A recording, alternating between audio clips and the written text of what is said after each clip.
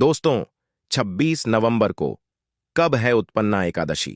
दोस्तों, तिथि, शुभ मुहूर्त और श्री हरि की पूजा विधि हिंदू धर्म की सभी तिथियों में सबसे ज्यादा महत्व एकादशी तिथि का होता है।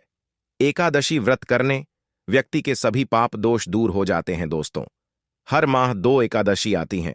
इनमें मार्गशीर्ष के कृष्ण पक्ष में पड़ने वाली एकादशी सबसे विशेष है। इसे उत्पन्ना एकादशी कहा जाता है। इस एकादशी पर भगवान विष्णु की विधि विधान से पूजा अर्चना करने पर विशेष लाभ प्राप्त होते हैं। आइए जानते हैं उत्पन्न एकादशी की तारीख, पूजा विधि से लेकर महत्व। उत्पन्ना एकादशी का महत्व हिंदू धर्म में बहुत अधिक है। यह दिन भगवान विष्णु की पूजा के लिए विशेष है और इसे भगवान विष्णु के अवतार के रूप में मनाया जाता है। उत्पन्ना एकादशी का महत्व। भगवान विष्णु की पूजा। उत्पन्ना एकादशी को भगवान विष्णु की पूजा की जाती है, जो भगवान के 9 रूपों की पूजा के लिए विशेष है। एकादशी माता का जन्म। उत्पन्ना एकादशी को एकादशी माता का जन्मदिन माना जाता है, जो भगवान विष्णु की शक्ति का प्रतीक है। पापों का नाश। उत्पन्ना एकादशी को पापों का नाश करने के लिए विशेष माना जाता है। सुख समृद्धि। उत्पन्ना एकादशी को सुख समृद्धि प्राप्त करने के लिए विशेष माना जाता है। कहा जाता है कि उत्पन्न एकादशी का व्रत अगर कोई सच्ची मंत्र राशि रखें तो उसे जीवन में अपार सुख समृद्धि की प्राप्ति होती है और उसके जीवन में अपार खुशियां आती हैं। भगवान विष्णु की कृपा। उत्पन्ना एकादशी को भगवान विष्णु की कृपा प्राप्त करने के लिए विशेष माना जाता है। कहा जाता है कि उत्पन्न एकादशी के दिन भगवान श्री हरि विष्णु की अगर कोई सच्ची मन से पूजा पाठ प्रार्थना करें तो उसकी हर एक मनोकामना भगवान श्री हरि विष्णु जरूर पूरी करते हैं। और कहा जाता है कि एकादशी व्रत में हमेशा भगवान श्री हरि विष्णु की पूजा की जाती है, क्योंकि इस दिन जो एकादशी व्रत होता है भाई, भगवान श्री हरि विष्णु के लिए ही समर्पित होता है। और कहा जाता है कि जो हमारे 12 महीने होते हैं, साल भर में उनमें जो 24 एकादशी पड़ती है, यानी कि हर महीने में 2 एकादशी पड़ती है। इन एकादशों में उत्पन्न एकादशी को सर्वश्रेष्ठ उत्पन्न एकादशी कहा जाता है और इस एकादशी को मार्गदर्शी एकादशी भी कहा जाता है। चलिए भक्तों, उत्पन्ना एकादशी की पूजा विधि जान लेते हैं। सबसे पहले तो आपको जिस दिन आपका व्रत है उसे दिन आपको सुबह जल्दी उठ जाना है और हो सके तो जिस पानी से आप स्नान कर रहे हैं उसे पानी में थोड़ा सा गंगा जल मिला लें और उसके बाद स्नान करें। अब इसके बाद भगवान श्री हरि विष्णु की आपको पूजा करनी है। तो चलिए, अब तो आप पूजा विधि को भी अच्छी तरीके से जान लेते हैं, जो कि एकदम सरल तरीके से हम आपके यहाँ पर बताएंगे।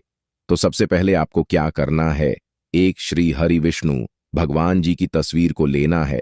भक्तों, में आपको एक और बात बता, जो उत्पन्न एकादशी है उसमें 3 पहाड़ की पूजा होती है। सबसे पहले सुबह पूजा की जाती है और उसके बाद दोपहर को पूजा की जाती है और इसके बाद शाम को पूजा की जाती है। तो सबसे पहले हम जानेंगे सुबह की पूजा। भगवान विष्णु की तस्वीर या मूर्ति को साफ करें। अब जो इसके बाद अपने श्री हरि विष्णु की जो फोटो या तस्वीर ली है उसे पर आप भगवान विष्णु को फूल, अक्षत और जल चढ़ाएं। भगवान विष्णु की पूजा करें और उन्हें नमस्कार करें। एकादशी माता की पूजा करें और उन्हें भी नमस्कार करें।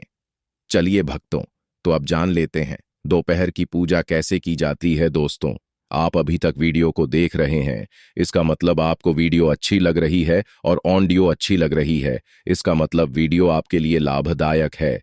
तो इस वीडियो को ज्यादा से ज्यादा शेयर करें और नया आयोग टीवी चैनल को जरूर सब्सक्राइब कर लें। चलिए अब आगे बढ़ते हैं। दोपहर की पूजा।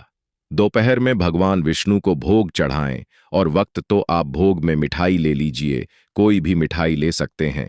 आप भगवान विष्णु को फल, मिठाई और अन्य वस्तुएं चढ़ाएं और हो सके कि तो भक्तों, आप जो श्री हरि विष्णु जी को पसंद है उसे मिठाई का अगर आप भोग लगाते हैं तो यह काफी ज्यादा शुभ माना जाता है।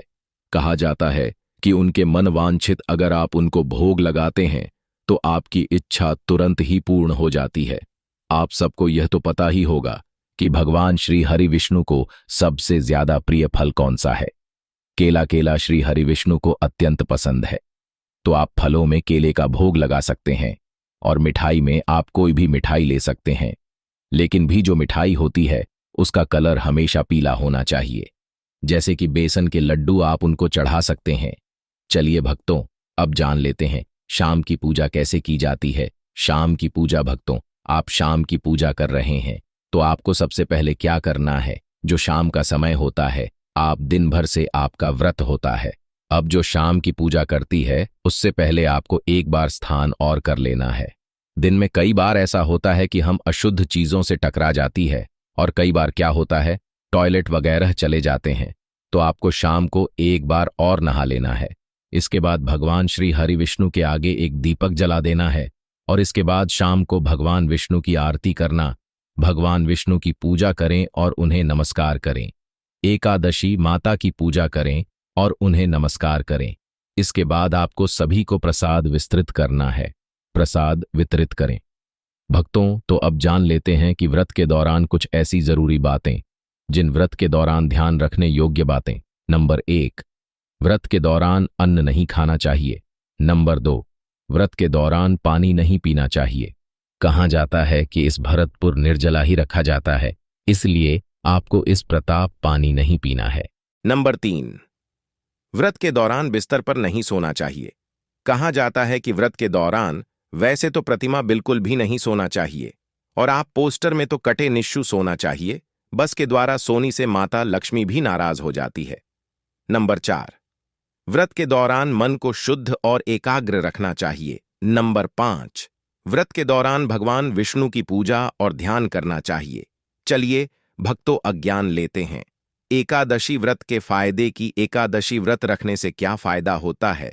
भगवान विष्णु की कृपा प्राप्त होती है। कहा जाता है कि भगवान श्री हरि की कृपा तो बरसती है। शादी आपके परिवार में सुख समृद्धि बनी रहती है और परिवार खुशहाल बना रहता है। पापों का नाश होता है, सुख समृद्धि प्राप्त होती है, आत्मा की शुद्धि होती है। भगवान विष्णु की कृपा से जीवन में सुख और समृद्धि आती है। उत्पन्ना एकादशी का व्रत हर साल मार्गशीर्ष माह में आने वाली कृष्ण पक्ष की एकादशी तिथि के दिन रखा जाता है। हालांकि इस बार एकादशी तिथि को लेकर कंफ्यूजन बना हुआ है। चलिए जानते हैं, साल 2024 में 25 नवंबर या 26 नवंबर किस दिन उत्पन्ना एकादशी का व्रत रखना शुभ रहेगा। सनातन धर्म के लोगों के लिए उत्पन्ना एकादशी के दिन का खास महत्व है। यह दिन भगवान विष्णु और धन की देवी मां लक्ष्मी की पूजा के लिए शुभ माना जाता है।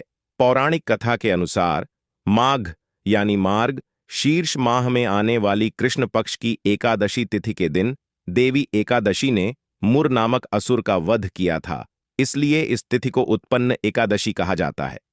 मान्यता है कि जो लोग उत्पन्ना एकादशी के दिन व्रत रखते हैं और सच्चे मन से देवी देवताओं की उपासना करते हैं, उनके जीवन में सदा खुशहाली बनी रहती है। साथ ही साधक को पापों से भी मुक्ति मिलती है। चलिए जानते हैं, साल 2024 में किस दिन उत्पन्ना एकादशी का व्रत रखा जाएगा। इसी के साथ आपको उत्पन्ना एकादशी के दिन देवी देवताओं की पूजा के शुभ मुहूर्त और श्री हरि की पूजा विधि के बारे में भी पता चलेगा। 2024 में कब है? उत्पन्ना एकादशी क्या रहने वाला है? उत्पन्न एकादशी का शुभ मुहूर्त छाने सभी प्रकार की जानकारी। वैदिक पंचांग के अनुसार इस साल मार्गशीर्ष मास की कृष्ण पक्ष की एकादशी तिथि की शुरुआत 25 नवंबर को प्रातःकाल 11 बजे से हो रही है, जिसका समापन अगले दिन 26 नवंबर को सुबह 3:47 पर होगा। उदया तिथि के आधार पर इस साल 26 नवंबर को उत्पन्ना एकादशी का व्रत रखना शुभ रहेगा।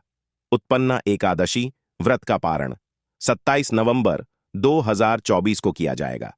27 नवंबर को दोपहर 1:33 से 3:46 के बीच व्रत का पारण करना शुभ रहेगा।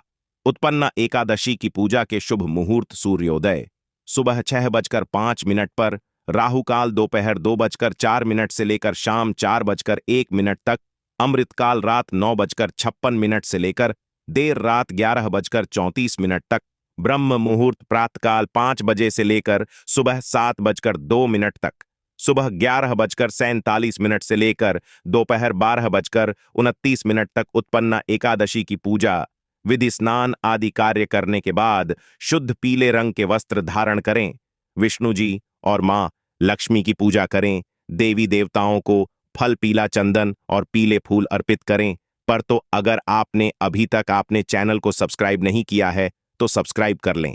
चलिए अब जान लेते हैं कि उत्पन्न एकादशी व्रत में क्या नहीं उत्पन्न। एकादशी व्रत एक महत्वपूर्ण व्रत है। वैसे तो हिंदू धार्मिक में बहुत से व्रत होते हैं जो कि निर्जला रखे जाते हैं दोस्तों, लेकिन कुछ ऐसे खाद्य पदार्थ हैं जिनका सेवन हम व्रत में कर सकते हैं दोस्तों, जबकि कुछ अन्य खाद्य पदार्थों से परहेज करना चाहिए। कुछ ऐसे भोजन हैं जिनका उपयोग हमें व्रत में खाता ही नहीं करना चाहिए। इनका उपयोग करने से व्रत टूट जाता है दोस्तों, और हमें किसी भी प्रकार का पूजा का कोई फल प्राप्त नहीं होता। उल्टा इसका दुष्प्रभाव हमारे जीवन पर पड़ता है, इसलिए इन चीजों से परहेज करना चाहिए। चलिए जानते हैं कि व्रत में वह कौन से खाद्य पदार्थ जिनका सेवन हम एकादशी व्रत में कर सकते हैं। जैसे फलों का उपयोग हम व्रत में कर सकते हैं। ताजे फलों का सेवन हमें करना है मित्रों, जैसे कि सेब, केले, अनार, पपीता और अंगूर। ध्यान रखें कि व्रत में अनानास का फल के सेवन से बचना चाहिए। अनानास का सेवन हमें व्रत में कतई नहीं करना चाहिए, क्योंकि इसके नाम से ही अर्थ होता है दोस्तों, नाश करने वाला। इसलिए अनानास का फल का सेवन हमें नहीं करना है। इसके अलावा कुछ ऐसी सब्जियां भी हैं जिनका सेवन हम व्रत में कर सकते हैं, जैसे कि आलू, शकरकंद और मटर हाथी का उपयोग करना है। एकादशी व्रत में अनाज का सेवन कतई नहीं किया जाता, लेकिन कुछ ऐसे अनाज है जिनका सेवन हम व्रत के दौरान कर सकते हैं दोस्तों, जैसे कि साबूदाना, सिंघाड़ा और समक चावल आदि का उपयोग व्रत के दौरान कर सकते हैं।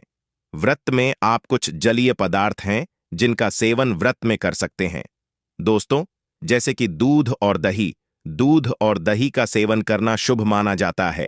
जलीय पदार्थ का सेवन करने से शरीर में ऊर्जा बढ़ती है और बहुत प्रकार के विटामिन शरीर को मिलते रहते हैं।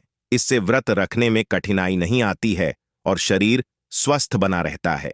एकादशी व्रत में आप कुछ ड्राई फ्रूट्स हैं जिनका सेवन भी कर सकते हैं, जैसे कि कुछ मेवे, जैसे कि बादाम, अखरोट और पिस्ता। ये शरीर के लिए बहुत ही लाभदायक होता है, इसलिए आप इनका सेवन एकादशी व्रत में कर सकते हैं। दोस्तों, वीडियो पसंद आई हो तो एक लाइक करके चैनल को सब्सक्राइब कर लेना।